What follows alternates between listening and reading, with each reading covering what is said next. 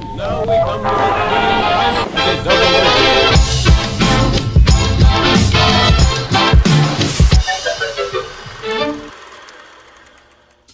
Sa apat na ingredients, meron na kayong kutkutin.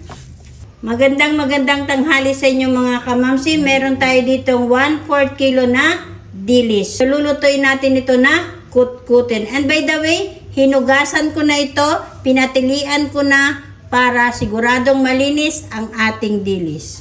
Nakasindi na yung ating apoy. Lagay na natin yung ating kawali. Maglagay tayo ng oil. Mainit na yung ating oil. Ilagay na natin yung ating dilis na hinugasan.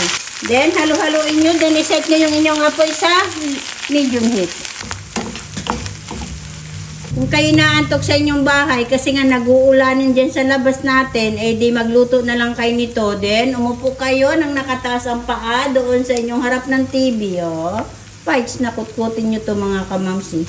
Hintayin nyo munang mag-crispy yung ating niluluto na dilis. So, okay na yan mga kamamsi. Luto na yung ating dilis. Salain natin ito at patilian natin para mawala yung mga excess oil niya. Ganda ng pagkakaluto. Crispy siya. So, eto, wag na natin itong isama, nadurog na yan. So, ngayon, magluto na tayo. Naka-off pa po yung ating stove. Ilagay na natin yung ating pinirito at pinatilian na dilis.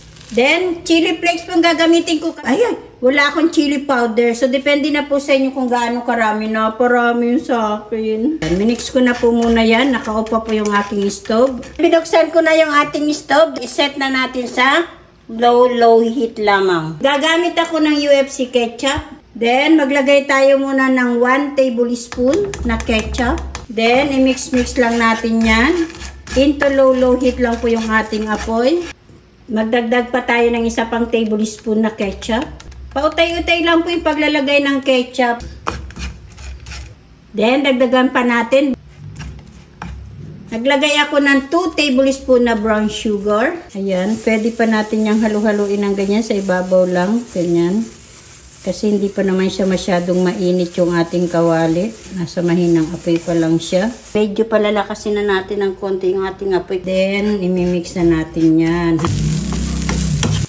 Grabe, sa katitikim ko, mauubos ko na to. 3 tablespoon na ketchup at saka 3 tablespoon na brown sugar. Nakukulangan kasi ako sa tamis. Titikman nyo lang po yan mga kamamsi. Nag-medium heat na ako mga kamamsi. Halu-haluin nyo lang ha. So ayan mga kamamsi, okay na yan no. Masarap na yan. Dumikit na yung ketchup at asukal dun sa ating dilis. I-off na natin ang ating stove. And then pagka-off nyo ng stove, kuha kayo ng konting-konti lang na asukal. Then budburan nyo. And then saka nyo haluin. So, eto na mga kamamsi, luto ng ating sweet, spicy dilis. Kutkutin natin habang tayo ay relax. Wow! Then, saka natin yan palamigin. Pag-iwa-hiwalayin natin yan mga kamamsi. If ever na pang negosyo, di palamigin nyo muna bago nyo balutin. Nakadepende mo sa inyo kung gaano katamis ang gusto ninyo sa inyong sweet and spicy dilis. Kain po tayo mga kamamsi, masarap na kutkutin.